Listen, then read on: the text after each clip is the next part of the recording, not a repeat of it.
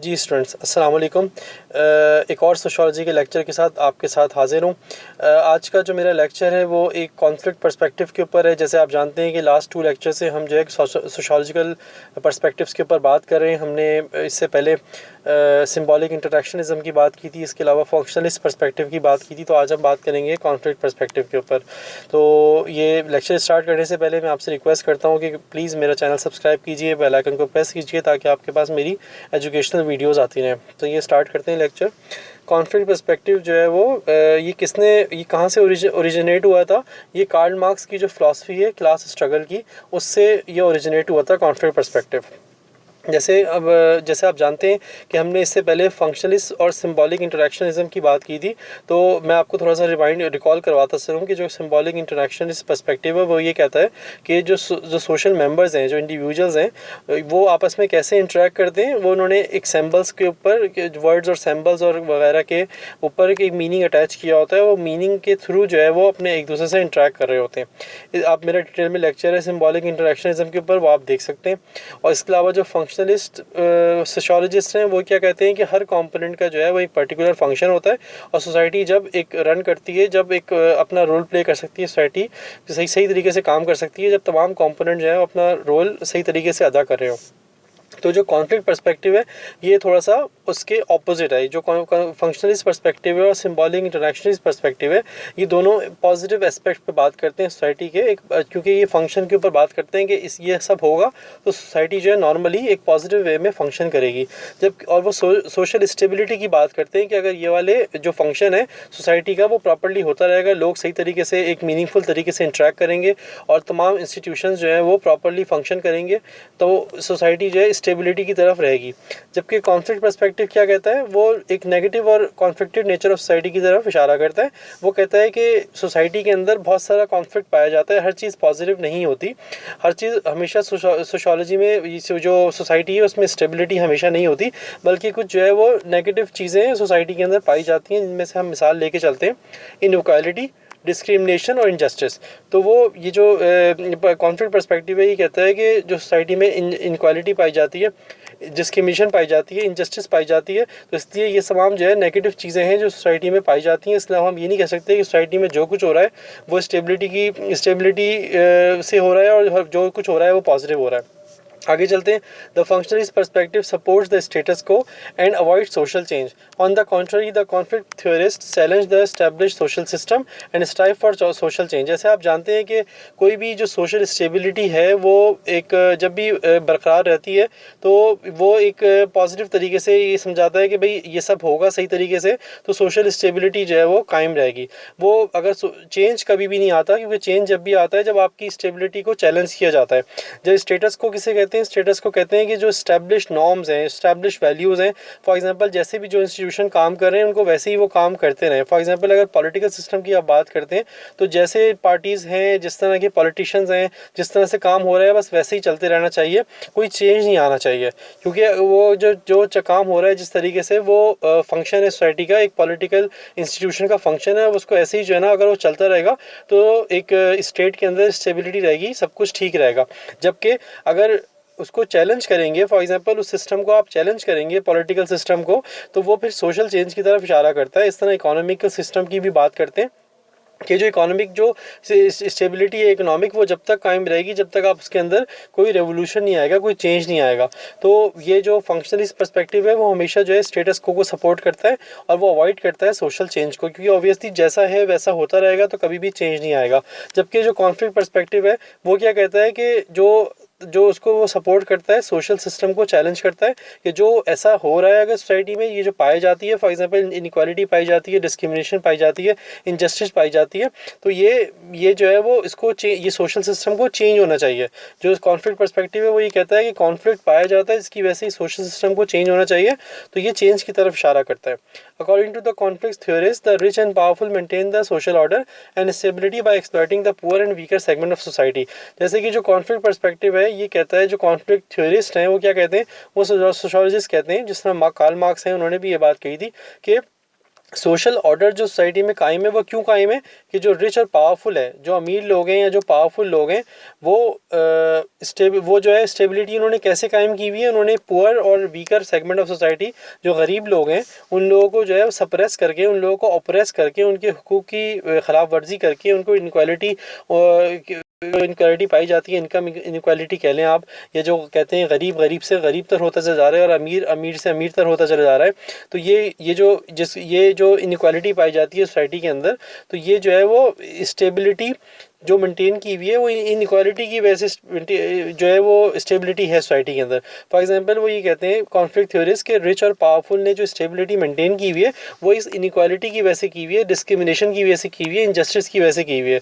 तो अगर आप इन तमाम चीज़ों को ख़त्म करोगे तो वो कहते हैं कि ये जो सोशल ऑर्डर स्टेबिलिटी है इसको एक तरह से चैलेंज, एक धचका मिलेगा कि वो कहेंगे कि भाई आपने जो चीज़ पाई जाती है तो उसको आप एलिमिनेट करने के लिए ऑब्वियसली आपने जो स्टेटस को है उसको आपने चैलेंज करना पड़ेगा कि जो ये हो रहा है तो ये ऐसे ही नहीं होगा, बल्कि इस सिस्टम को चेंज करके हम जो है वो चेंज लेके आएंगे। तो ये जो चेंज है ऑब्वियसली ये चेंज किसके खिलाफ है, ये रिच और पावरफुल के खिलाफ है, क्योंकि जब भी वो उसको अपोज करते हैं।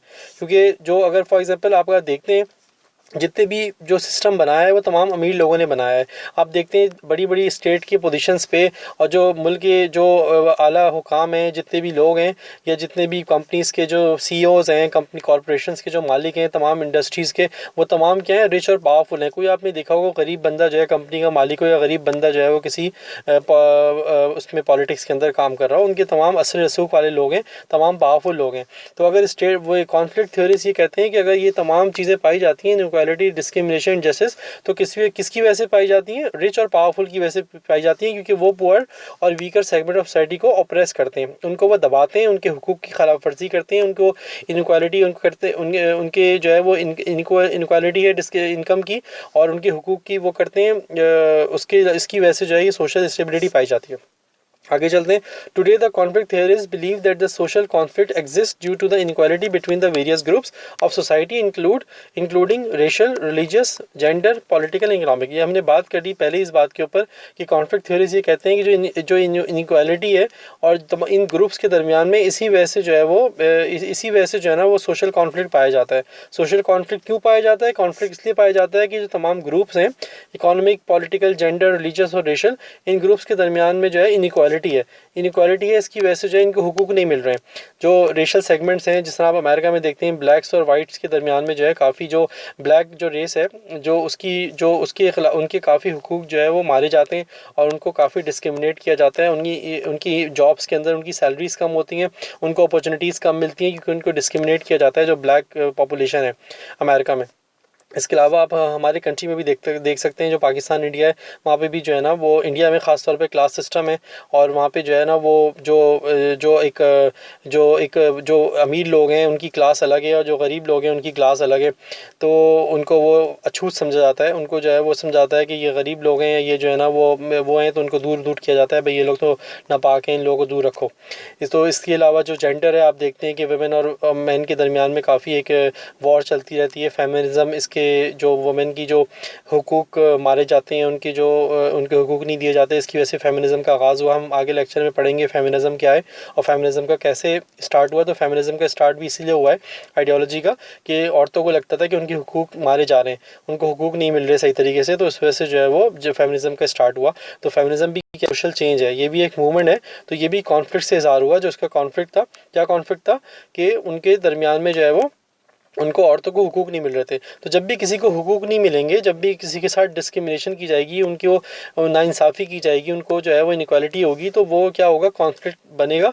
और वो उसी तरह जो कॉन्फ्लिक्ट जब बनता है तो उसलिए सोशल चेंज आता है। आप देखते हैं रेवोल्यूशन जितने भी दुनिया के अंदर आए, वो रेवोल्यूशन उसी वक्त आए जो जब तक जो है वो एक ऑपरेसिंग क्लास थी, उस क्लास को जो है वो दबाया गया और वो फिर रेवोल्यूशन लेके आई। तो कॉन्फ्लिक्ट जब होता है, जब भी जो है वो कॉन्फ्लिक्ट कब होता है, जब इनक्वालिटी होती है, हुकूक की खिलाफ वर्जी होती है, होती है, इनके ग्रुप्स के हुकूक की खिलाफ वर्जी होती है, माइनॉरिटीज़ की ग्रुप की खिलाफ वर्जी होती है, इनक्वालिटी होती है। और वो क्यों होती है? क्योंकि सोशल कॉन्फ्लिक्ट पाया जाता है, और जब सोशल कॉन्फ्लिक्ट पाया जाता है तो क्या आता है? सोशल चेंज होता है, सोसाइटी चेंज होती है। क्योंकि ऑब्वियसली चेंज जब भी कोई चीज़ होगी, चेंज जब उसको किसी को हुकूक नहीं मिल रहे होंगे, जब किसी को हुकूक नहीं मिल रहे होंगे, वही सेगमेंट जो है चेंज लेके आएगा। तो जो ओप्रेस सेगमेंट है, जो पुअर और वीकर सेगमेंट है, वो चेंज लेके आता है हमेशा। क्योंकि वो क्यों लेके आता है? क्योंकि उनको अपने हुकूक नहीं मिल रहे होते, उनको दबाया जा रहा होता है। एक फॉर एग्जांपल गद्दा है, अगर आप देखते हैं स्प्रिंग मैट्रेस है, कोई स्प्रिंग मैट्रेस आपने देखा होगा, जो स्प्रिंग का गद्दा होता है, उसको जब भी आप दबाते हो तो वो दोबारा से उठ के जो है वो वापस आपको ऊपर की तरफ आता है। तो स्प्रिंग को आप कभी दबाओगे तो स्प्रिंग वापस ऊपर की तरफ आएगा। तो किसी भी अगर आप सेगमेंट को दबा रहे होगे बहुत ज़्यादा, तो वापस से वो रिबेल करेगी, रेबेलियस हो जाएगी, वो बगावत के ऊपर उतर आएगी। तो बगावत क्या होता है?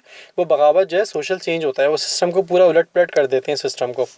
तो आगे हमने आखिरी पॉइंट हमारा ये है कि जो conflict struggle between different groups result in ever changing nature of society. वो यही कहते हैं कॉन्फ्लिक्ट थ्योरीज के, जो सोसाइटी की जो नेचर है जो चेंज होती रहती है। आप देखते हैं कि सोसाइटी में तगय्युर आता रहता है, जो चेंज आता रहता है। एक आज कोई सोसाइटी कैसी है, 10 साल बाद 15 साल बाद वो सोसाइटी कुछ और हो जाएगी। आज का पॉलिटिकल सिस्टम ऐसा है, कुछ अर्से बाद जिस आप कहते हैं सब कॉन्टिनेंट के अंदर बादशाहत थी, मुग़लों ने हुकूमत की है, लेकिन बाद में फिर जो है वो कॉलोनीज़ बनी, ब्रिटिश कॉलोनीज़ बनी, और बाद में जो है वो सब कॉन्टिनेंट के अंदर जो है वो ईस्ट इंडिया कंपनी आई, और बाद में जो बादशाहत है उसको ख़त्म कर दिया गया, और बाद में डेमोक्रेसी आ गई, और बाद में आप देखते हैं पाकिस्तान, इंडिया, बांग्लादेश अलग स्टेट बन गया है, तो उनकी डेमोक्रेसी आ गई है। तो जैसे पहले इस खत्ते में बादशाहत थी, और बाद में जो है कॉलोनिज़म के बाद जो है वो इस खत्ते में डेमोक्रेसी आ गई। तो आज जो सिस्टम है वो डेमोक्रेटिक सिस्टम है। तो इस तरह से क्या हुआ, वो एक नेचर ऑफ सोसाइटी जो चेंज होती रहती है वो पाई जाती है। इसी कॉन्फ्लिक्ट और स्ट्रगल की बेसिस पे जो है वो सोसाइटी हमेशा चेंज हो रही होती है। क्योंकि जब तक कोई ये प्रॉब्लम्स रहेंगे तो तमाम जो है वो जो वीकर सोसाइटी है, ऑप्रेस सोसाइटी है, वो हमेशा चेंज की तरफ काम करेगी और वो चेंज लेके आएगी। तो ये कॉन्फ्लिक्ट जो है वो बेसिकली जो सोशल कॉन्फ्लिक्ट है वही चेंज का सबब बनता है। क्योंकि कॉन्फ्लिक्ट जो होता है उसमें उसके नाइंसाफ़ी हो रही होती है और उनके हुकूक मारे जा रहे होते हैं ऑप्रेस क्लास के। उसी तरह से जो है चेंज आता है सोसाइटी में। तो ये मैंने बात की आज कॉन्फ्लिक्ट पर्सपेक्टिव के ऊपर। मुझे उम्मीद है आपको मेरा लेक्चर पसंद आया होगा। अगर कोई सवाल है, कुछ कन्फ्यूजन है, तो आप मुझे कमेंट कर सकते हैं, मैं जवाब दूंगा आपको इंशाल्लाह जल्दी उसका। और आप इसको और समझने के लिए सिंबॉलिक इंटरेक्शनिज़म और फंक्शनलिज़म की भी मेरी वीडियोस देख सकते हैं, अवेलेबल हैं। और कोई सवाल हो तो आप प्लीज़ कर सकते हैं। बाकी देखने का बहुत शुक्रिया। मेरा चैनल सब्सक्राइब कीजिए, बेल आइकन को प्रेस कीजिए ताकि आपके पास मेरी वीडियोस आते रहें। अपना ख्याल रखिएगा। अल्लाह हाफ़िज़।